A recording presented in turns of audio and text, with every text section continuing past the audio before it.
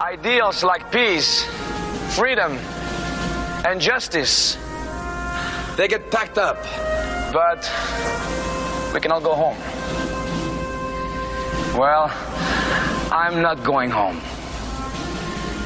I'm gonna get on my boat, and I'm going upriver, and I'm going to kick that son of a bitch bison's ass so hard that the next bison wannabe is gonna feel it. Now, who wants to go home? And who wants to go with me?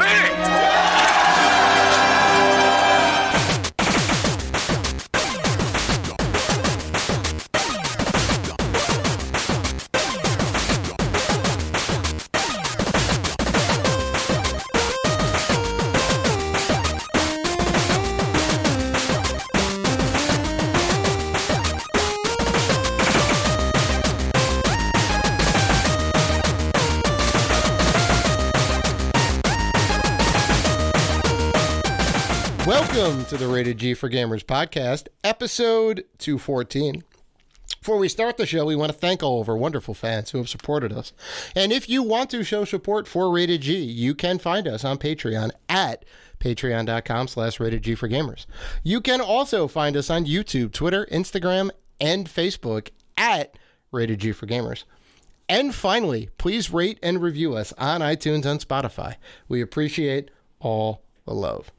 I'm your host, Dave Rotino, and this is my co-host, Dan, the Tiger King Robinson. What's going on, man? Quarantine episode number 4. Quarantine episode number 4. I mentioned the Tiger King, Dan, the Tiger King Robinson. Have you seen Tiger King on Netflix? I just finished binge watching it. It was crazy. It was just like don't mess with cats. I don't understand. Everything that has anything to do with cats, there's always something crazy behind it. These people are crazy. Listen.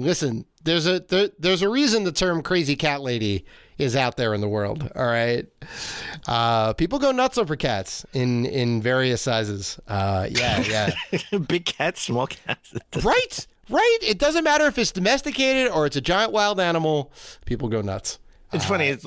In one of the episodes, it's like, oh yeah, the tiger or the lion, bit her hand off, and it's like, all right, well, she went back to work a week later. Oh yeah, that was like in the first episode. She got her arm amputated and came right back to work.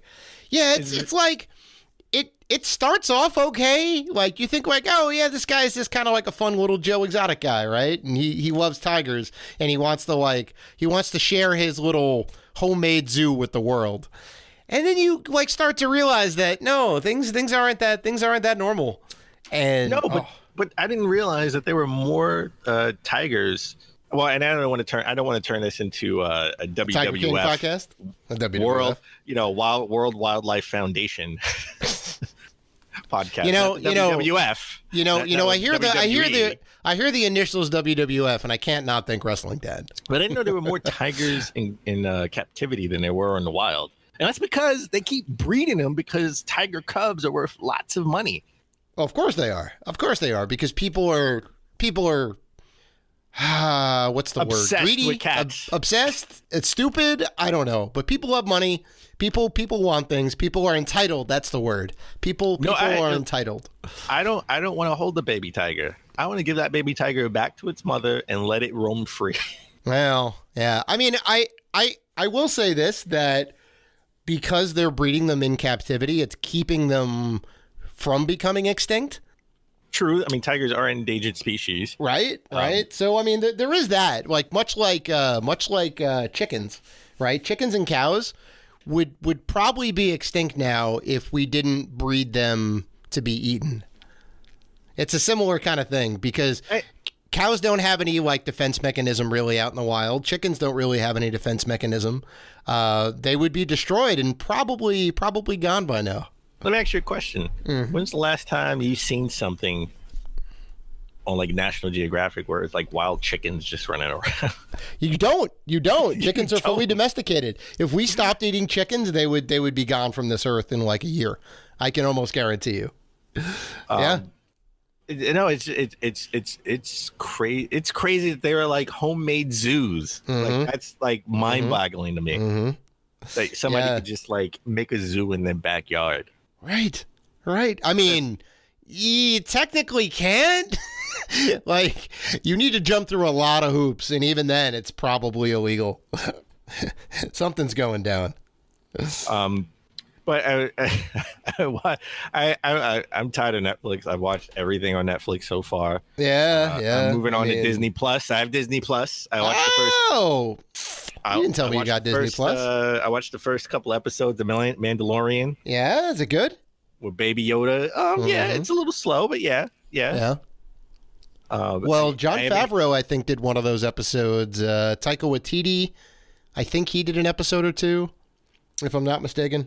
They had like a bunch of different directors do different episodes. I know that. So I'm gonna go through all Disney Plus. Mm-hmm. And I've been watching like a lot of like esports, not like esports, but I'm watching like because all the regular sports like NBA, NHL, all that everything's on hiatus, shut down. But they have like actual NBA players doing 2K NBA 2K game tournaments on ESPN. Wow, that's right. crazy. Because ESPN, all they do is show old NBA or old games. Sure. In the last like 30, 40, 50 years. So, like tonight, I was watching. They had an NBA 2K tournament. Which is kind of crazy that like I feel like I'm watching Twitch, but I'm watching ESPN. Right. Did they have a little like camera of the guys actually playing with the controllers up in the corner? Yeah. Okay. Yeah, they side by side. Yeah. Yeah. And were they good? Is that that's the question? Does their on court ability translate to the big screen? Well, if you're playing as LeBron or Kevin Durant, anybody's great. No. There was one guy, Patrick Beverley, who's a great defender. He plays for the Clippers. Mm-hmm. He talks so much junk. He talks so much trash. And he got swept. Did he? He got swept. He must not be that good. Yeah. Well, hey, he's giving it his all. So far I've seen the NBA sort of do like these tournaments online. Mm-hmm. I think I've seen, don't quote me on this, I think I've seen like the NHL players do it.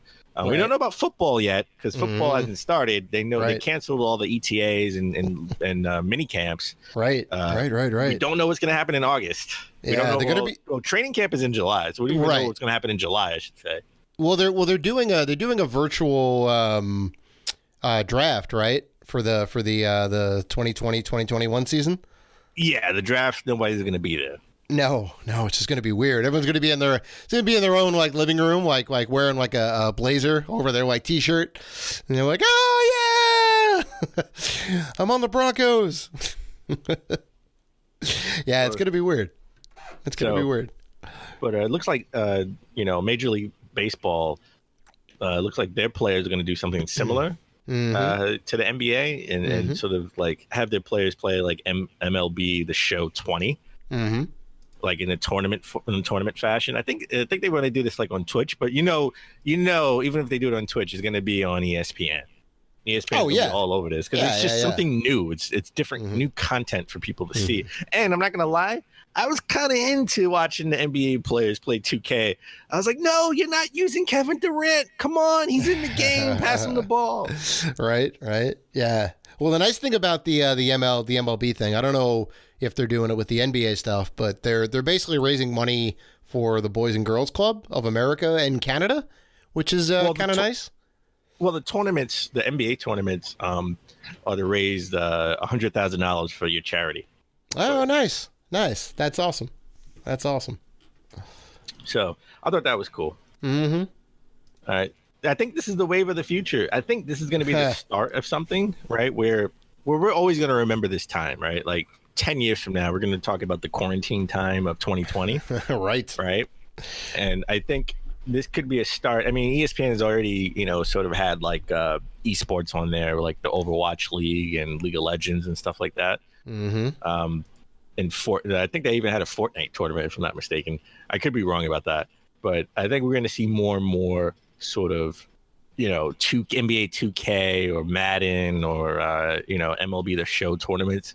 I think that's going to get it's going to gain in popularity because of this. Because again, I would never watch that stuff, but I kind of got into it, and I kind of want to see the finals. I want to see who's going to win. Sure, right? You never know. You never know what's like really gonna hit and what's gonna be entertaining. And there you go. They're making the best of a bad situation. It seems to be doing pretty well. So, yeah. All right, but let's circle back. Let's talk, just about traditional. Like, let's talk about other type of games, like Streets of Rage 4. I'm super excited for. We both played it at PAX. We thought it was awesome, and it just got a little bit more awesome. Now you can play your classic 16-bit characters in Streets of Rage 4 with the old school music from the first 3 games. Yep. Which is super cool. Yeah. So when we ended up playing stuff to this, they keep adding it more and more. I know. So when we ended up playing the game, there was 5 characters. Initially, I think it was only 3 playable characters in the earlier demos. We had 5 in our mix. We got to play most of them. I think between us, we got to play all of them. And now they have Streets of Rage 1, 2, and 3 classic characters with their old school sprites. One thing, though, I was looking at the roster here. They don't have the kangaroo. They don't have the kangaroo from 3. Well, nobody wants to play as the kangaroo. Wait, get out of here, Dan. I want to play as the kangaroo. I want to play as the kangaroo. Like Skate's here, Max is here, all the Axel incarnations. Animals. What's that? We're going back to animals. I know. Full circle. We're going back to animals. You know what? Again. They should make you play as a tiger. I mean, well, no, because that wasn't in the first 3, but the kangaroo was like an unlockable character. And you may say, well, it's an unlockable character. It's not going to be in the mix. But they have Shiva. Shiva was an unlockable character in 3, which you could get, just like the kangaroo, and they opted for Shiva over the kangaroo. Well, we don't know. Maybe I'm a little kangaroo will still be an unlockable character. Maybe. Regardless, the attention to detail is fantastic. I am super hyped for this. We both got it from Limited Run, right? So we're both getting the PS4 version coming. So did you get the special edition where it looks like a Genesis? No, I didn't. Box is like a Genesis. I didn't. I wanted to, but there's like so many things out there right now. Like I had to get the Command & Conquer remaster, which has the first Command & Conquer and Red Alert for the PC. So I ordered that, or I ordered Streets of Rage 4. I got Downwell like last week, so I have to kind of pick and choose where I end up spending my money. I totally feel you on that. So I didn't pick. So I got the regular version for PS4. I didn't get Panzer Dragoon. I could have got the sort of the Sega Saturn case and all that. I didn't get that. I just got the regular. I just got the regular Switch version. I mean, they're super tempting, but they're also usually like $30 more than the other one at a minimum. Sometimes they're double the price depending on what comes with it. So, well, the games that we bought were $30. These games are, these games are actually $60. Yeah.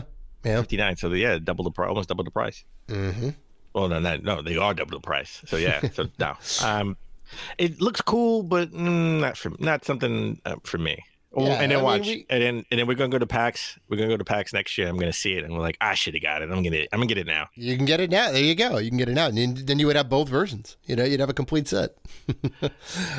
So it's something also that came on my radar. I thought was pretty. I never thought I would see this. So Microsoft and Nintendo are still playing nice, even though Phil Spencer did say on Podcast on Lock on IGN. He did say. I just watched that today, actually. Yeah, he said, I don't want people to expect any more, games or characters to be in any Nintendo games or on any Nintendo on a Switch or anything like that. Right. We had a partnership. We put some games out in there. We did cross play. Got a Banjo and Smash, and Yeah, that's it. Like we have no plans of doing anything else. But he forgot to mention this. Microsoft just put out a Minecraft-themed Switch Pro controller. It looks super dope. It looks like one of the little ground tiles with the grass and the dirt underneath it, with like the pixel, the pixel texture around it. It's pretty cool. And I think we were kind of talking off the mics, and you brought up a very good point that has there been any cross accessory collaboration before? No. Right? Not that I know of. Have you ever seen like a current console manufacturer just be like, "Oh, we're gonna put out this thing which we own the license to on like another system"? And like the only thing that was weird was there was a Sega put out a Sega Saturn controller for the PS2, but the Dreamcast was already done, right? And I remember it was weird to see Sonic on a Nintendo console, right? Yeah, it was like the first time I saw, when WWF bought WCW. and you see like Scott Steiner and everybody coming over. Yeah, the NWO and WWF. So it's kind of weird if you think about it to see a Minecraft controller themed, Nintendo controller. Oh, 100%. Because there's a Minecraft Xbox console and controller. That's right. Yeah, I think if because Minecraft was an independent game created by Notch, who's now a billionaire. But he basically sold it to Microsoft. Microsoft said, "Hey, we want to buy this for a ton of money. Here's a giant sack of money." And Notch is like, "All yours." So it was independent. It was primarily PC, but then it migrated to some other devices and consoles. And then Microsoft picked it up, and Microsoft kind of continued that trend.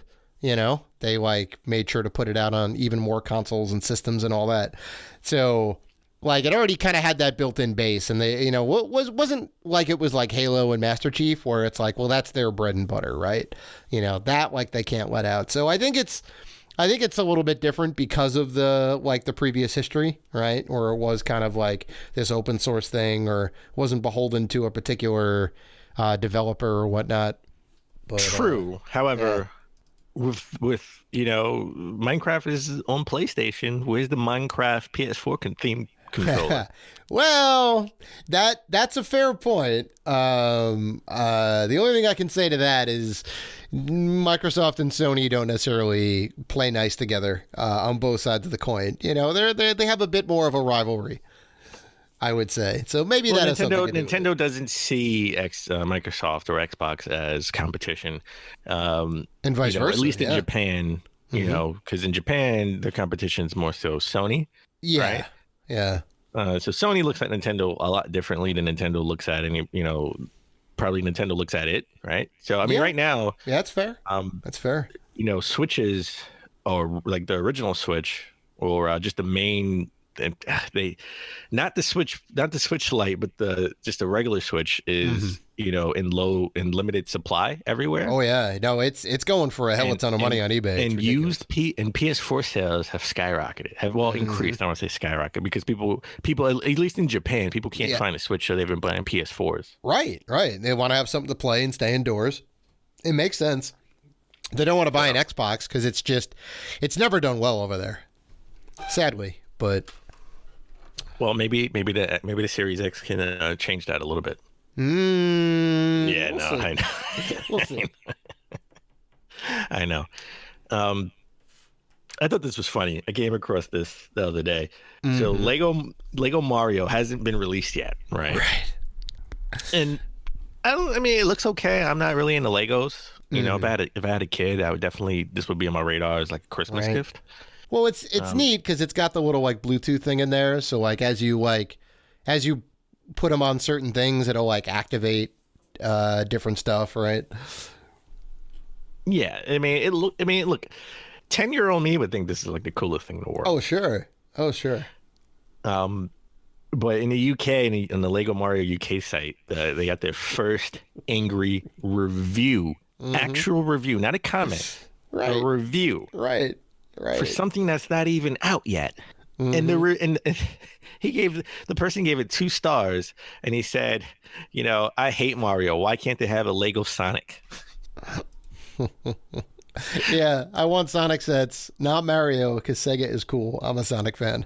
From Sonic 11111. Now he only gave it 2 stars to be fair. He didn't give it a complete 1 star. So it wasn't completely. He must like it somewhat. A little bit, yeah, right. Like like the concept is there. It's just the theming they have to work on. That's funny. No, he wants to have like a Bluetooth Sonic. That's what he wants. Yeah, right. That'd be awesome. Well, funny. I also saw that the Mario Levi, the collaboration. The clothes are available now. Yep. But they're all sold out, at least on the Levi website. Yeah.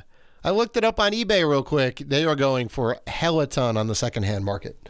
Well, They were already a hella ton on the first hand to begin with. Yeah. They were like premier. Yeah. You're like $80 for a t-shirt, right? And you'd be happy to pay that because it's Levi's. And they're like, okay. I mean, do you want to, for an $80 t-shirt, would you still pay $200 to have it and wear it nowhere because you can't wouldn't go pay anywhere? $80 for it. I could just go to Redbubble and get really high quality designs for like $20, and it's like stuff that I want to wear. I could just go to the Nintendo store. Or that too. You could buy a nice like Zelda shirt, right? There's perfectly nicely designed stuff out there for not a lot of money, for under like $30. So, yeah, I don't know, man. I don't know. All right, so I didn't get any pickups this week because I haven't gone anywhere. I haven't even ordered anything online other than Final Fantasy VII, which is out right now. I don't have it in hand. Amazon says I'll have it at some point in the middle of next week. So hopefully by next show, I can give you my impressions of the game. You know, it's funny. I thought that I pre-ordered it, and I apparently didn't. So, and it's fine. I'm gonna definitely wait a little bit until I beat the Uncharted games, and then I'll go and pick it up. Like, I know it's good. I played the demo, but yeah. Well, that's fantastic. I mean, I'm not a big Final Fantasy fan, and you were all about it. Final Fantasy VII was the first Final Fantasy I ever played until Final Fantasy 15. Yep. Which I did I did it just for you. You were so surprised that I actually bought it day one and started playing I'm like, oh, you got to try it. You got to play it. So, did you like the combat in 7 better than the combat in 15? In the remake, in a demo? Yeah, the remake. Yeah. I got to go back and play it in 15. I mean, it was so long ago. I barely remember it, to be honest. Yeah, because it was similar, like fast-paced combat, although the mechanics were a little bit different. But I mean, it was that kind of like, all right, jump in, dash around, move around, do all this stuff. Yeah. Well, I'm not a turn-based guy, right? So I like the combat better than the original 7. Well, there you go. Yeah. I mean, the set pieces and the story is what got me into 7 when it first sort of came out. And not right when it came out, but I think I rented like a little bit later. Sure. And I was like, I'm not I had to learn turn-based combat because that wasn't my type of game, but I just loved the story and the aesthetics when it came out. And that, the hype obviously made me buy it. Yeah, it's beautiful. It was a beautiful game at the time. Yeah. I never finished it, so I didn't get the ending part of no spoilers, even though I'm not telling you anything. I don't know what you know or don't know about the game, and that's all I'm gonna say about it. So, but the reviews I thought the reviews would be sort of mostly 9s and 10s, but reviews are a little bit all over the place right now. Final Fantasy VII Remake PS4 has a Metacritic as of today of 87. Wow, not like a straight 100. Nobody's giving it 10s across the board, huh? Well, I thought the Metacritic would be at least in the 90s. Yeah, same. And maybe that will change, as we go on. But as of right now, it's about an 87. Wow. Okay. I mean, that's not bad by any means. Well, GameSpot 80s is great, but GameSpot gave it a 10. Game Informer gave it 8.7. IGN, funny enough, stopped the point, like sort of like the 0.5 system. So they don't. It's just straight numbers, 1 to 10. Yeah. It's just straight, like just straight 10. Like just straight 7, 8, 9, 10. Not 8.5, 9.5. Or anything like that. I mean, this game, if they would have rated it maybe a year or two ago, or a year ago, somebody would probably give it an 8.8 or 8.9. Yeah, right. But because it's not a 9, it has to go to an 8. Right. Right. So, and everyone seem to think, the game is fantastic. The set pieces are beautiful. They like the combat, even though switching between weapons and switching between players a little bit cumbersome, especially, even I saw that in a demo. Mm-hmm. I didn't see any weird. I like when we do sort of like a review roundup. I like to see if there's any like weird outlet I've never heard of before. Oh yeah, right. Always weird. You want to see like a Forbes or a Yahoo Games or something. See, I'm just waiting for Walmart to start putting out game reviews. I don't see why they haven't yet. They do everything else, right? Exactly, right. You can get your gas there. You can go to McDonald's, get an eye test, pick up some diapers on sale, and get game reviews. Why not? I'm waiting for Wall Street Journal to start doing about game reviews too. WSJ. Yeah. But not everybody loves this game. Mm-hmm. I mean, a U.S. gamer gave it a 7, and the lowest score as of right now came from EGM. They gave it a 6. Yeah, that was Wait, that was for a second before you comment. Just let that sink in. I gave it a 6. The It's Order terrible. 1886 had a higher score. All right, Dan, get out of this room right now. Get out of this virtual room right now. Don't even bring up the Order 1886, the most mediocre game of all time. All right, the only game you can beat on your lunch break. All right, do not bring that game up.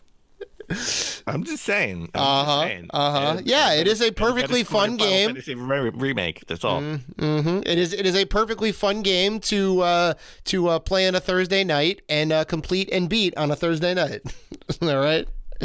That game is relatively short. So I read this article because I was intrigued, like a 6. EGM, I know, gave Final Fantasy VII when it came out high marks. I think one of the biggest criticisms that they said about the remake, which, to be fair, and this is also very important, that this is part 1 of 3, right? At least 3. I'm pretty sure they're going to do each disc as their own separate entry, right? Because this is up till the end until you leave Midgar, right? So it's basically the first disc of the game on here. But they're like, well, maybe that's like not enough content to charge somebody $60 for. So they added a bunch of new stuff, which we all knew was going to be in there, and they were heavily critical of the additional stuff, saying it was more like filler and kind of padded out the story a little bit, and it was kind of like you're twiddling your thumbs until you get to the next big set piece, right? As opposed to originally, like, you kind of get some dialogue bits, and then you'd go off and do this thing, go in this tower, fight this big boss monster, and now there's like a lot more of the in-between stuff, right? Which I get, but I don't necessarily think it's a 6. That's tough. I think tough. Stuff like that. I mean, they talk about padding. I mean, we're exploring a world that people wanted to explore in the first place, right? Right. So we're exploring Midgard. Everybody, you didn't spend that much time there, and people wanted to flesh that out a little bit. And instead of making sort of a sequel to that, we're getting a remake, and we're getting a remake episodically with new things, right? Right. Enough new things where it's its own game, where it qualifies to be Game of the Year this year. You never know. Yeah, right. So we'll see. I mean, I think you're going to get some FaceTime with it. I will eventually get some FaceTime with it. So we can get our own opinions on it when we get in there and kind of judge for ourselves. But yeah, I think it's a little harsh. Since we didn't get a chance to play that, Dave, as we always try to start the show but epically fail, what have you been playing? Right on cue, Dan. Thank you. I have been playing, and you'll be actually very happy about this. I've been dusting off my old retro handheld consoles because I have them, and I have a ton of games for them. So I said, why don't I play some of these games that I've accrued? So I started playing the Professor Layton and the Curious Village for the DS, Castlevania Circle with a Moon for the GBA, one of the launch titles. And still playing Uncharted 3. And I have to say, when I booted up Professor Layton, so I'm playing on the 3DS, right? Which it doesn't really matter. I looked at the screen size between my DS and my 3DS, and they were like pretty much the same. Like not the 3DS XL, but just like the regular 3DS. So I don't think it necessarily matters which one I'm playing on, but I booted up the game and there's full motion video like right off the bat in a Nintendo DS game. Yeah, with voice dialogue in a tiny little DS cart. I was like, holy shoot! For like a game that's a bunch of puzzles, like wrapped in this like weird mystery town or whatever. I was really surprised, taken aback by that. So I don't know why I slept on these games so much, but I have like 3 of them. So I'm gonna go ahead and play those. But I'm playing the first one right now. It's great. Yeah. Okay. Yeah, it's good. So what about you? Well, how do you like? Well, before I get into me, how do you like Uncharted 3? How far are you into the game? I'm like chapter 7 or 8, maybe. So I got out of the whole like London thing. I'm in that castle that burned down. I got through that whole sequence, right? Okay. When you have to escape the burning castle. Yeah. So I'm like right past that. Okay.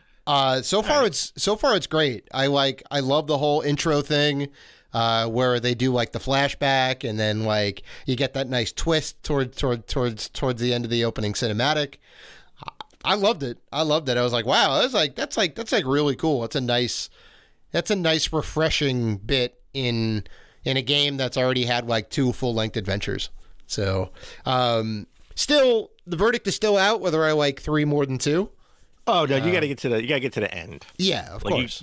Totally get it. Like, again, my only issue with 2, because the train sequence was so revolutionary, it helped change the industry, right? Sure. Because that was like a big cinematic piece that like the way they did it is just people were wowed over that. Yeah, that was insane. And then you go back to it later, right? You do that scene again. Yeah. Because you start off in that scene and then it goes back and then you're like, how'd you end up here? So yeah, because I mean it wasn't current, right? It showed you where you were, and then you went back to see what led up to getting there. Yeah. But that ending boss battle just put a sour taste in my mouth. It was weird. You did that whole you went through this whole game and you had that final boss battle I just didn't like. Yeah, I mean it didn't even need to have it necessarily. There was enough like cool things going on. I don't even think they needed a final boss battle. Like you could have done that in a cutscene in a more tasteful way. I don't know. And then there is a part of part 3 that I don't like. But but that part leads up to the end, and then the final sort of couple of missions in the boss battle. Yeah, which redeems itself. And I can't wait for you to beat it so I can talk about it because I don't want to spoil it for you. I'll get there. Hopefully by next episode I'll have it in the books. So I've been playing. Get this, I've been playing Knack. I'm at the final sort of level of Knack on PS4. Sure. Knack, baby. I've been chipping away at this game for like a year and a half. You got to beat it, Dan. You got to take the ball over the goal line. All right. It's 4th and inches. 4th and inches. I got to beat it. The save states suck. I got to say, which is the reason why I haven't beaten it yet, because the save state sucks. You do all of this especially I should say the checkpoints suck. If you do all of this and as soon as you lose, it takes you all the way back to beginning. Right. So it sucks. Yeah. At some point I will beat it because I definitely want to play Knack 2 because I heard it's much better. I did beat Super Mario Brothers 3. I played it on Switch Online, and I didn't just beat it. I completed it. I beat every world. Yeah? Nice. Every world, every section of every world. Nice. I definitely beat it. I 100%ed it. I didn't leave a mushroom unturned. So do you now see why it is the best game of all time? It's the second best Mario game. No. Okay. Yes. You have to go back and play it again. You were not realizing the genius of Shigeru Miyamoto and Super Mario Brothers 3. It had way too many power-ups. Yeah, but they were all new and innovative, though. They were new, and they were all brand new. And some of them, a lot of the power-ups were scarce. Like to be like a hammer bro. Yeah, you almost never get that. All of that stuff was kind of scarce because like the Tanuki suit that makes them that much more special. They never really just propped up. right? I got a lot of the power ups through the chests and the mushroom houses. Yep. You know, so they weren't in the like. I think the game would, for me at least, would have been a little bit better. Like if, instead of a flower or a leaf in those certain world, you just get a Tanuki suit or something. You get a Tanuki suit or a frog suit or something helpful in that world. Like I would have loved to have, a frog suit in one of the question blocks in the underworld levels. Yeah. Well, I didn't find it. Yeah. So I tried to break every question block. I tried to find every question block. I didn't use any of the whistles. Right. Yeah. So that's like a thing they changed in Super Mario World, right? Everything was, you could find it in a level more or less. They didn't have shops or anything like that, or bonuses or anything like that. It was all like you could get to it from the level, right? If if you wanted to get a Yoshi, you'd have to go on a level, find the egg, pick it up. Yeah. Huh. My biggest complaint of the game compared you can't complain about compared to the Super Mario World is that the levels are just too short. Levels are very short. Yeah, they were different because each thing was its own. Here's a new gimmick, right? Here's what this level's about. Here's what this level's about, right? And they get you in, they get you out. World is definitely a lot more lengthy, and a lot of the levels have multiple exits. 2, sometimes 3 in some cases, I think, which is like crazy. It was a little bit more exploratory, where like 3, I think, was like, look at this cool thing you can do, and they get you into this concept, and then they get you out of that concept, and you're moving on to the next level. Yeah, the levels were sort of half the size of the Super Mario World levels. Oh, 100%. Yeah. Right? So they were really too short, and and that's why I beat it in a day. Right, I beat it. You want to talk about shortest games? You can beat the Order 1886, and you can 100% Super Mario Brothers 3 at the same time. Because short. Like you're good at the game, right? You've played the game before. You have. No, the first couple levels, I had to get back into it, and I kind of sucked. I mean, I didn't. It's not that I kept losing, but I kept finishing a level as like small Mario, right? And then I got in the hang of it as we went on to the later levels, and thank God for the rewind feature when I get to sort of Bowser's castle. Oh, see, you were cheating. See, now it all comes to fruition. Well, using the tools. When you get to the hell levels, right? The fire level. Then, definitely. But okay, so it's not so easy. It's not so easy. So that, and I actually bought Call of Duty Modern Warfare 2 Remastered on the PS4. It's out for PS4 now, and it'll be out for the Xbox and PC at the end of April. Wow, are they just doing all of the Modern Warfare games? Are they just going to keep going through? Yeah, I kept on my tradition. I beat this the other day. Well, no. I mean, doing the remasters, because I know I think 2 years ago they did the first Modern Warfare. And then this one kind of came out of the blue, right?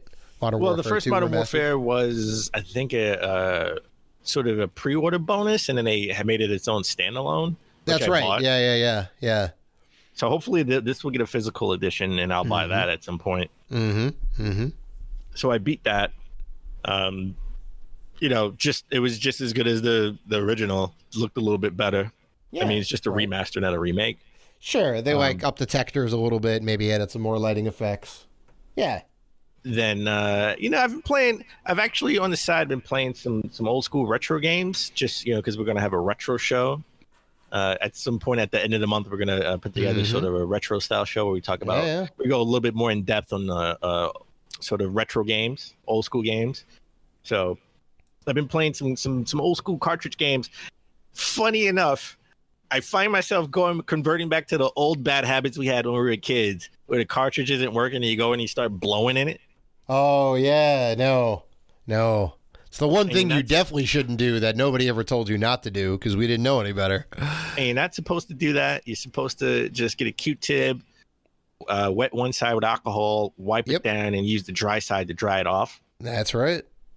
So I haven't really tried to I haven't used alcohol on anything modern. Everything has been, it's only been on old school cartridges and only on the sort of the pins. Yeah. The pins. Yep. Yep. Not. I haven't wiped alcohol. I haven't wiped the plastic or anything like alcohol, the plastic case or anything like that. Right. But funny enough, Nintendo on their Twitter page, somebody had, I guess, sort of tweeted at them that their Joy-Cons are discolored, and because they've been, cleaning it with alcohol, and Nintendo said you don't be cleaning Switch Joy-Cons with alcohol, just because it's plastic, right? And alcohol and plastic over time, if you keep scrubbing it with plastic with alcohol, it can be discolored.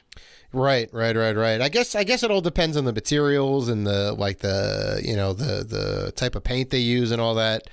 I know I use the little Clorox wipes or whatever, and I'll kind of wipe some stuff down, or if I get some new games and there's a marker on the back, I'll scrub that off, and it's been okay. And I've wiped down controllers every now and again, and it's been okay. But I guess if you do it enough, it's you're basically melting away all the paint. So I mean, they'll still work, right? They'll just look spotty. It just won't look brand new because you're using alcohol. And who is using alcohol? Whenever I'm cleaning anything like my controllers or anything like that, I'm just spraying Windex on a paper towel and wiping it down. Yeah, sure. Yeah. I'm not wiping. I'm only using alcohol when I'm unless it's like a magic marker, or something. I just can't imagine any scenario where I'm actually using alcohol and anything like. Well, you want to keep it clean and sanitized, right? Alcohol is going to get rid of the germs on there, so spray with disinfectant if that's the case. Well, it's something. You got to use something on it, right? I mean, because with all the stuff that's going on now, you want to make sure your controllers are clean. But if you're worried about your controllers being clean and all that, how many people are in your house? Who knows? Maybe, you got more than one person in your house. Maybe if everyone's going in and out of the house, I could see it. I don't know. All right. So before we go to break, I saw something that caught my eye, and I knew you would be all about this. I didn't know if you saw this. Oh, so I didn't actually, but I am over the moon. I had to make sure I had to tell you about this. Mm-hmm. So, one of your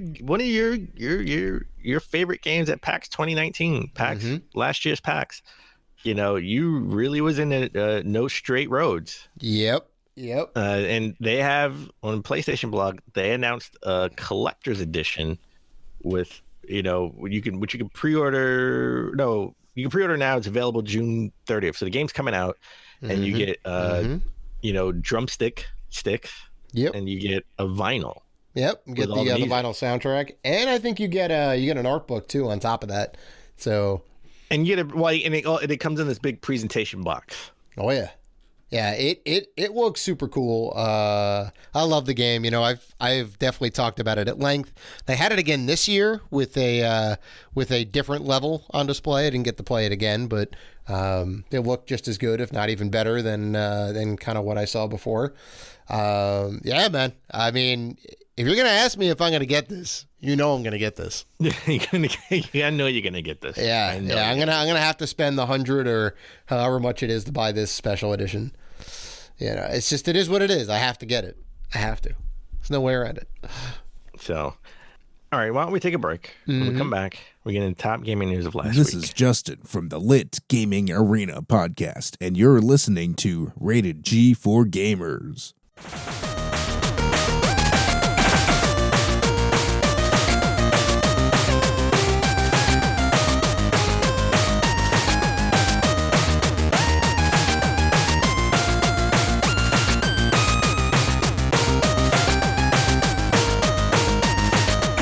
And we're back.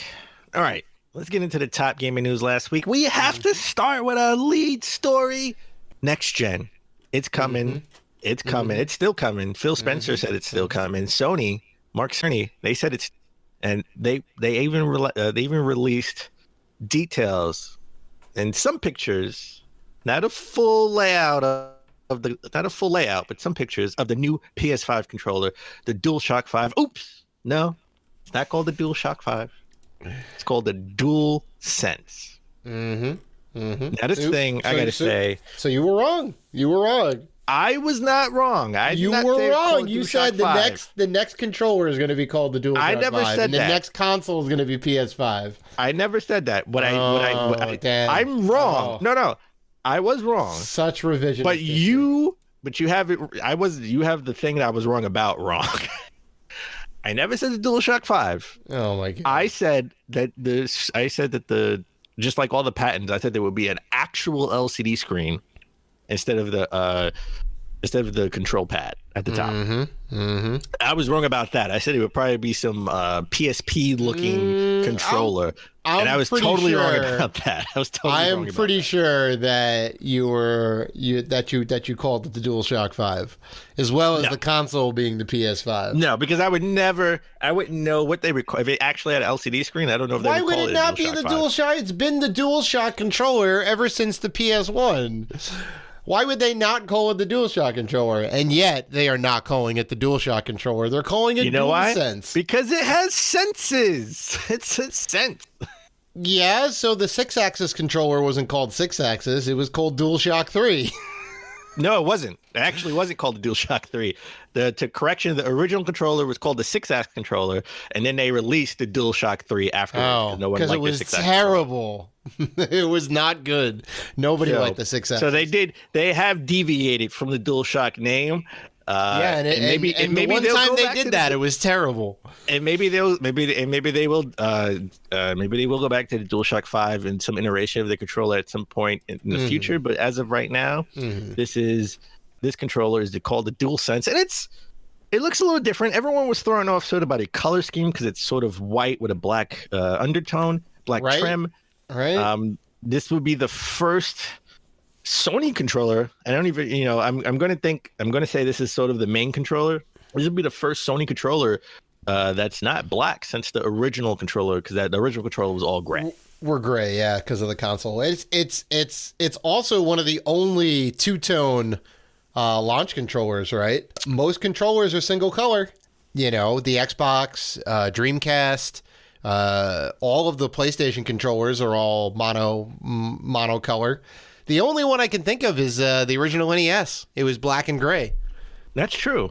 Right? Super Nintendo N64 were all kind of gray, single color, right? The buttons would be different colors to signify, like, this is what it is. But, yeah, it looks real futuristic. I will say that. It has... Well, sorry, go ahead. It definitely has that futuristic type of look to it. Like, it's they didn't just iterate sort of on something that they already had. This is a brand new controller with a brand new name. It has haptic feedback, adaptive triggers, and the biggest thing that I thought was a surprise that I think is awesome, and I'm surprised more controllers don't do this. It has a built-in mic. It still has a built-in speaker. Still has a built-in speaker like the PS4 control, like the DualShock 4, but it has a built-in mic, so you don't need a headset to talk and do multiplayer. That is nice and utilitarian. I think that's good, and I do like the kind of haptic feedback and where you can kind of like you can feel the like resistance or feel the whatever when you're like pulling on the triggers and all that. But my question is, do you think they're actually going to use this in like all of their games, or are they just going to abandon it like so many controller features? No, I think at least the first party games will have some features that will, they'll take advantage of a lot of these features. I know Bethesda, Pete Hines for Bethesda said he's had hands-on with the controller, and he thinks it's going to be revolutionary. He loves it. He's gushed about it online. Sure.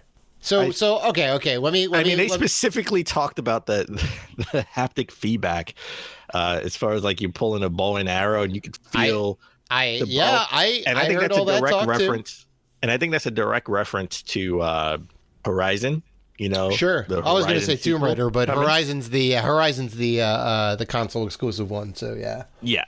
Well, okay. Let me ask you this then: can you name me more than one game? I'm going to make this very easy. More than one game that uses the touchpad on the PlayStation 4. For anything more than just like a tap to pull up a map. Killzone. Can you name me more than one? I need at least two. That was more than one. Thank you. There's more. I'm sure there's. But you can't think of it right now. It's probably. I mean, they were probably all launch titles. They were probably all launch titles. That is my point. I think it is really cool, but I also think the touchpad kitschy. is useful in just everyday stuff on the console. Like I don't. Well, I'm talking about gameplay typing, stuff specifically. It's so much easier to use the touchpad to type in stuff than to use the D-pad or the thumbsticks to. No. But that's not anything related to a game. That's just like, well, I'm filling out this form. I need to put my email in. It's easier to do that, right? The games didn't really utilize any of that stuff, like the chat pad. The games didn't utilize the built-in speaker. Like I know, Dragon Quest did. A bunch of the Dragon Quest games did, and that's about the only thing I can really. That and like Death Stranding did. Which I thought was really kind of cool. I think they used it kind of in like a really cool way. But 99% of the developers just said, it's not really going to build anything in for it, right? So I don't know. I feel very suspect. I think the whole, Gran Turismo driving when you're on the gravel and you feel the rumble and all that, the Horizon Zero Dawn with the bow, I feel like it's going to fall by the wayside. And I would bet money on that. I kind of disagree. Yeah? All right. I kind of disagree. I'm not saying every game will take advantage of that or utilize that, but I think a lot of games will. More games than just certain launch titles. I think people will see a value in doing certain things. Right. That would make things interesting where you can feel sort of that feedback in the controller. I mean, it's a really cool idea. I'm not trying to say that it isn't, but I know the history of these things. They definitely don't last that long. But what about? So it has I don't know if you mentioned this yet, but it does have a USB-C hookup, which is nice. Great. They replaced the light bar in front of the controller and put the light bar on the sides of the gamepad. Yeah, it kind of like lights up from underneath. Yeah. Yeah, so it's not intrusive. It shouldn't kill your battery. I mean, the DualShock 4 had the worst battery life of any of the other. Yeah. Well, you could turn down the intensity of the light bar, but even still, yeah, it was still pretty bad. Well, my thing is like you mentioned that they moved the light bar. What happens with PSVR when you're using the controller? That's true. Right. Well, there has to be maybe technology that we haven't had a full, so we don't know, and they haven't been taking a Q&A. They're still just teasing, and Microsoft is still doing that to a certain extent. They've just put out more, and we still have more questions than answers on the Xbox as well. But there could be different technology that we don't know about, so they're tracking you in a different way, right? We'll see, but like the way that it works though is like it's like the sensors, right? It's like the blue sensor on the controller, the blue sensor on the headpiece, the blue sensor on the Move controllers or whatever color it is. Like that's how they end up tracking you. Like that's the only functionality they have in there. And if the PS4 headset is compatible with the PS5, which I think they said it was going to be, then I would suspect that only the PS4 controller would be able to be used with the OG PSVR, and that they would do something new for the new VR if it's going to be ready for launch. So they still have a headphone jack on here, just in case you do want to have hook a headset up directly to it. But it's a rechargeable battery, no AA batteries, which everyone still, I know when the Xbox controller was revealed, everyone was kind of disappointed that it didn't have a rechargeable battery. Yeah. And I never use AA batteries for my Xbox controllers. I always just buy a rechargeable battery peripheral to go with it. But we don't know. We still have more questions about the controller because they have not shown the back of the controller. So we don't know if the controller sort of have those back buttons, those back triggers. Oh, the little like flippers. Yeah. That they had back paddles. Because they did release a back, sort of a back attachment for the DualShock 4. Yeah. Everybody speculated that was so it could be compatible with PS5 games we play on the PS5. Which, by the way, as a side note, they're going for over $100 now. I'm glad I bought it when I first came out. Jesus, that secondary market is brutal. It's brutal. So I'm glad I bought it when it first came out. I'm more intrigued seeing the controller. I'm more intrigued about how the console's going to look now, because this is the first time we had a two-tone controller, and the controller has. If this is the main controller that's going to be featured on commercials and stuff like that, I don't see why it wouldn't be if they put this out. That means the console is going to have sort of a similar form factor. It's going to have to look similar. So will we have our first launch two-tone console? I think we're gonna, Dan, because it's at least gonna stylistically match up, and I don't see why they wouldn't do the two-color thing. I'm not crazy about it. We've never had a launch or mainline PS4 console that was white. The only other mainline console, PlayStation console, that was a different color was the original, because it was all gray. All the mainline consoles after that have been all black. Any different color or shape or sort of different mold consoles, those were always secondary or specialty consoles. Never did like the mainline console that is showing all the commercials. This would be interesting. Yeah, I'm kind of curious now. I'm gonna suspect it's gonna be a white console with black accents. One more change to the controller. It also sort of has rounded edges, right? So it's a little bit more curve on both sides, so it can fit in your hands a little bit better. That looks awesome too. So I'm all about this. I'm all about this. Yeah. I'm curious to see when we're going to hear more about the PS5, when we're going to see the console. I'm curious. Who knows at this point? The full layout of the Xbox. It's the Wild West out there. Because everything is up in the air. I was under the suspicion that hey, they're gonna do something around E3, right? They're gonna be like, that thing that's going on in California. We're doing our own thing, and here it is. But now that's all up in the air. So. Well, who knows? It's now. We talked about it last week, where the ESA was trying to work with publishers to do a digital E3, and publishers sort of declined and turned that down. They failed. It's now official. The ESA has canceled E3 2020. They will not be doing a digital replacement event. Instead, they're going to shift focus into making a better reimagined E3 2021, which they already announced the date for in June. Yep. They tried this year. They tried to make the best of a bad situation, but everyone said no. So, well, we're going to have, IGN is going to have their digital event at some point around the same time of E3, right? And I told you I could probably put money on this. Kind of Funny is going to do their sort of indie game showcase for E3, like they do every year, like they've done the last 2 years, I should say, where they're gonna give a lot of love to a lot of indie games. We're gonna see a lot of indie games this year.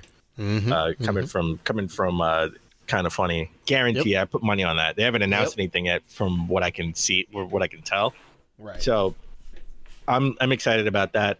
I know we talked about Gamescom, taking a wait and see approach, because it's a little bit further in they have a little bit further in the future. It's in August. Tokyo Game Show is taking a wait and see approach. We haven't heard anything from PAX regarding PAX West. Right. San Diego Comic-Con is still going on as of right now. He said they're still going on in July. I don't think that's a good idea. I think they're gonna change their tune very soon. By the end of April, I think we'll have a better idea of the current landscape and what things will probably look like at that time with the zombie apocalypse, and they'll be better equipped to answer that question. But yeah, I wouldn't have said yes, we're gonna have this thing. I would have said we're taking a wait and see approach. I would have said that, all right? Because what happens if it gets really bad? Then you got to go back and be like, well, we're not going to do it now, all right? So, I don't know. BlizzCon, that usually happens in October. Blizzard Activision Blizzard says it's too early to know if they're going to cancel it or not, right? If it will happen. Yeah. It's funny how people are taking a wait and see approach. I don't know. I kind of go on the side of, caution and say, I would probably, even though it was later in the year, I would probably still just postpone it or cancel it for the year. Really? Personally. See, but just to be on the safe side, because the worst, I mean, what's the worst case scenario is there are reports of people catching it at your event, right? that would Like be that bad. is the worst case scenario. That would be bad. That would be bad. Well, We I have mean, it under control, and then people are, released into the wild again, and all of a sudden they go Right. to this event, and then people get sick. and that's 100% the last thing you want to have happen, right? You don't want to put people at risk for a couple of bucks, which is really what it's going to look like in the media when the news comes out. But like, think about like this story, right? Like, what if, Activision says right now, it says, we're not going to do it for the safety of everybody, right? Things are really bad right now. And what if they we start recovering, right? And things start turning around, and then everyone starts coming out of the woodwork come like July and August. Well, now you've already said, like, we're not going to have this convention anymore. You've already, like, put the wheels in motion, right? You can't go back on that.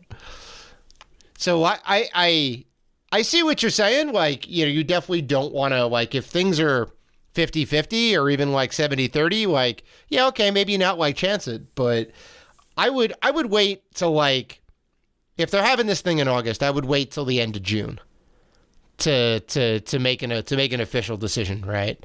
See what like the landscape is at. Because like right now, like they have the opportunities to still cancel it, right? They have up until like a certain amount of time.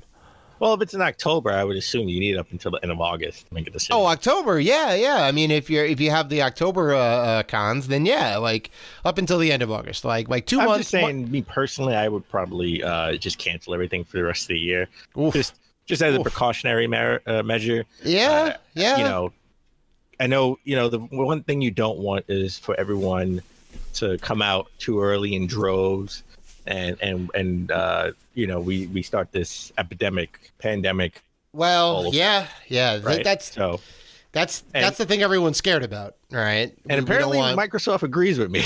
Yeah, because Microsoft said that all their conferences for the rest of the year, in half of next year, all through July 2021, they're doing nothing but digital conferences only.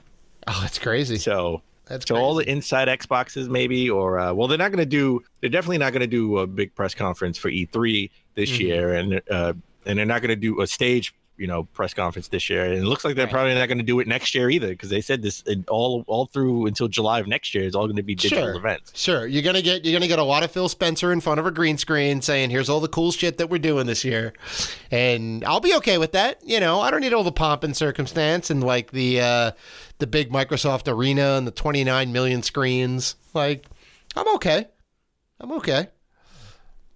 So we're gonna start getting Microsoft Xbox Directs. This is exciting. I would love, and I tell you, Phil Spencer is my favorite. He's a good dude. He's good dude. He's charismatic. Gaming figurehead. Like he's the best. Like he's all about the gamers. I love him. You're not a Mark Cerny guy? Oh, you're going back in your own people. Then. You know what, Mark Cerny would be great if he teamed up with Phil Spencer. Fun fact, I didn't know this. Mark Cerny used to work for Sega. Oh, did he? Yeah, back in the day, and all those games that Sega of America made. He was a part of those teams. Wow, like he helped make Sonic 2. Working out in California. Wow, that's crazy. So I didn't know that until recently. I was like, wow. Right. So I would love to. I would love to see Phil Spencer in those sort of like an Xbox style, have their own flair to it, Xbox style events. I mean, they already have their inside Xbox, which they had their first inside Xbox from home quarantine style last week. Yeah, and everyone I think is pretty much on board with it, right? Everybody's doing it now. Everyone's taking meetings at home, even on like the major networks and all that. Everyone's like quarantining. Maybe there's one person in studio, everybody else is at home, and it's just like, all right, this is what it is right now. So they didn't have any groundbreaking news. They did, for this inside Xbox, they did say they're not going to talk about the Xbox Series X, even though. Yeah, they did mention the Xbox Series X expansion card. Oh yeah, the little memory card. Yeah. And they reiterated that if you definitely have a external hard drive, you could just plug it into your Xbox Series X, and it'll pop up your Xbox One games right away. Right. But if you want that feature of stop and go, right, with Xbox Series X games, you're definitely going to need that expansion card. Right, because that has like the throughput, right? It's an SSD card. It's very quick, the connection. The regular like USB 3 hard drives or whatever, they aren't going to be enough. And I also think that Xbox Series X games will need to be on that Seagate external hard drive if you want to not load them off the internal. I don't think they're going to work on a regular external hard drive like you have now, which like kind of makes sense, because they need a certain level of data to be like pushed through, so you don't get any lag. And if you're waiting on the hard drive to like pull in information, like that's going to be a bit of a bottleneck. But they did show some games that you could play right. Well, you could play right now and in the future in Xbox One. They showed Grounded by Obsidian, right? Yeah. This is sort of that first game that it's the first game that's going to pay off from buying Obsidian as like Xbox exclusive. Like the Honey, I Shrunk the Kid simulator, right? It is. That's exactly what you've been shrunk. You're in your backyard. With a twist, you're gonna have to traverse through the forest or your back lawn, and you're gonna encounter insects and stuff, and you're trying to survive. And there's some weird lab in your backyard, and you got to figure out why they're there. So they sort of tease that. So that's interesting. And game preview. It will be out for game preview on Xbox Games Pass, like in July in 28th. That's super cool. So if you have Games Pass, you can play preview of Grounded. That's pretty cool. They definitely talked about Gears Tactics, and they fleshed out the story a little bit. Gabe Diaz will be the protagonist. He is the father of Kate, right? From right, Gears the 5. protagonist of 5. All right, she's been in a couple other ones too. Yeah, he looks a little bit like Marcus Phoenix, with just like a little bit of a gray or white, highlights right there in the front of his head. They have full story cutscenes, like regular Gears cutscenes. I am super looking forward to this, just because it's the story, and I liked Mario plus Rabbids, right? That got me sort of into this type of tactics game, and I love the Gears franchise, so this is something that I'll probably be interested in. So I'll probably pick this up too. That's awesome. Yeah. I think you'll like it. I'm pretty hype on it too. I'm definitely into the kind of Gears mythos. So yeah, we'll see. Minecraft Dungeon got a new release date. It was supposed to be released this month. They delayed it until the end of May, coming out May 26th. They put out a new update for Sea of Thieves. There are cats in Sea of Thieves. Yeah, you can get pets now. All right, they're bringing the features people want. Then, listen, if they put a tiger in here, they could just sort of, we can come full circle, and they could just. Oh my god! If I could be tiger fame right now. If I could be Tiger King on the high seas, like mullet and all, oh my god, I would play this game today. They announced Hotline Miami Collection's out now on Xbox One. It is actually out on PlayStation 4 and Switch digitally. I will be waiting to buy a physical copy on the Switch. I already have the original Hotline Miami on the Vita, because I bought it on the Vita when it first came out. Oh yeah, man, so that game is old. The original game is older. Yeah. And of course they had to talk about xCloud. And now xCloud, is out in several countries in Western Europe. As far as the just sort of the beta, they have a bunch of new games on there. Unravel 2, really good game. Sim 4, and Dragon Age Inquisition. So you can play Dragon Age Inquisition. Fantastic game. Could have been Game of the Year. I played the heck out of that game. Yeah. It was, and certain outlets gave it Game of the Year. I want to say IGN maybe? IGN gave it Game of the Year. Yeah, it's pretty solid. I think I got about 4 hours into that game, and then something else took over. I forget. But the Lord of the Rings game. Shadow of Mordor. Yeah. Shadow of Mordor. Yeah. That came into play too. Yeah. God, that game was great. Don't worry. Next year, Stadia announced Dragon Age Inquisition will be a part of their service. Oh. They'll be a year Stadia. Behind. So why do you bring that up, Dan? Transition. Yeah. Well, Google Stadia is now free if you sign up for Stadia Pro, and you get 2 free months. So they still have to take your credit card information, but you can cancel it anytime before they charge you, and you can play Stadia for free right now. I'm very curious to try it out, to be honest. Well, I'm glad you said that, Dave, because if you try it out, you actually have to pay for games. But if you don't want to buy the games and you just want to try it out for free, you just want to get the full effect of the free version, you'll be able to play great games such as Destiny 2, the collection, Grid, SteamWorld Dig 2, SteamWorld Heist, Serious Sam collection, Stacks on Stacks, and everybody's favorite Thumper. Those are actually good games. There's no stinkers in that bunch. I know you were kind of half joking, but Destiny 2, yeah, okay. You have a shooter. SteamWorld Dig 2 was fantastic. SteamWorld Heist, I think that's more of like a card game. That is the card game one, yeah. Serious Sam, I don't know much about. It's a first-person shooter in like the vein of Doom. All right, you just run around and kill stuff. Didn't that come out on the original Xbox? I mean, they made a bunch of Serious Sams. There's at least 3 of them. And what is Stacks on Stacks? I don't know. Game? I'm actually that's like kind of the one I'm unsure of. But I mean, it's like kind of Thumper. enough. I know you like Thumper. Thumper is pretty good. Yeah. Thumper is pretty good. There's enough games. There's enough variety styles of games to kind of try it out, see how it is. I probably wouldn't continue with the service because we're both physical. We want to have the games. We want to have the games, whether or not they're digital or not. Like we want to have the physical, right? We can play them digitally or whatever, but still want to have the physical game with the disc and the CD and the cartridge and all that stuff. So I'm just curious to see how performance is. Because they say you can do 4K on there, and but people say it's got mixed results. All right, it's not the best experience right now. So. And then lastly, we had to end with potentially good news. Right? We got a lot of leaks for potential Resident Evil 8. Yeah. Which would be a direct sequel to Resident Evil 7.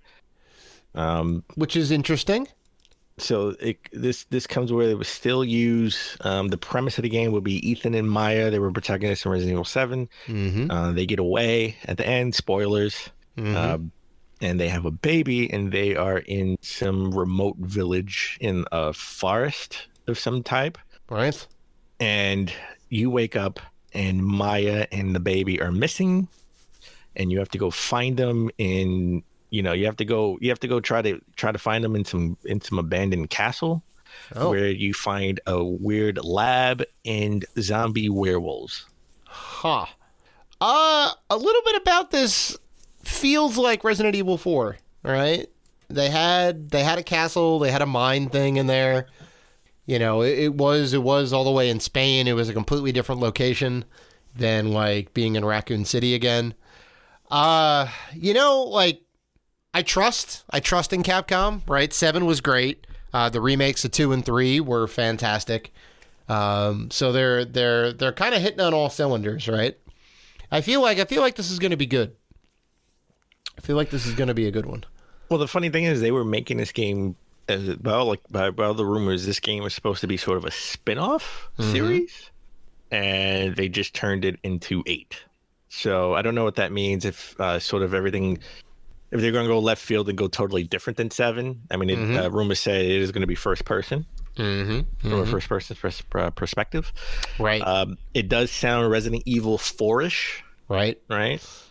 I'm probably not going to play it. Just like I'm probably just going to play the. You're gonna buy it, play like 5 minutes, and then be like, "Nah, this is not for me." You're gonna give it the try though. You're gonna go maybe this one will be different. Once I get to the castle, I'm probably gonna tap out.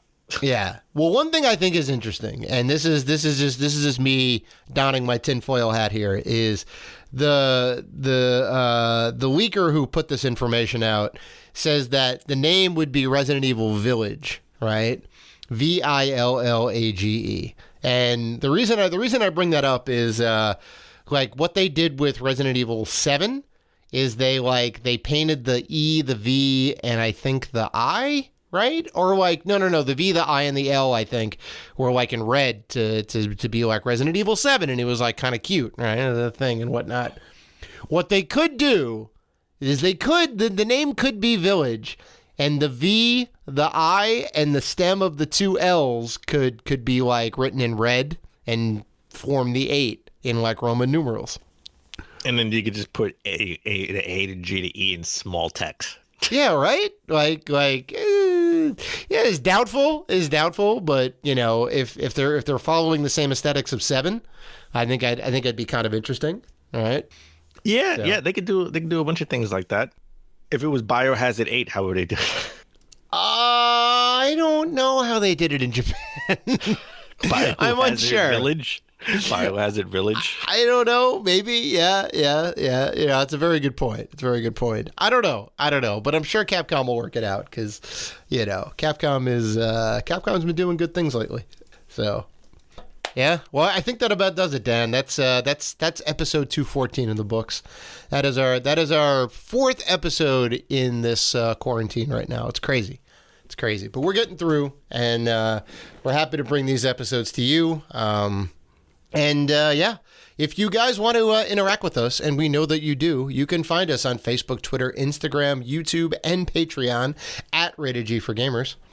And also, we are part of the Gaming Podcast Alliance. Check out all of the fine podcasts featured on there if you're looking for more gaming goodness at gamingpodcastalliance.com. So, please listen, like, rate, review, and subscribe. And as always, keep gaming.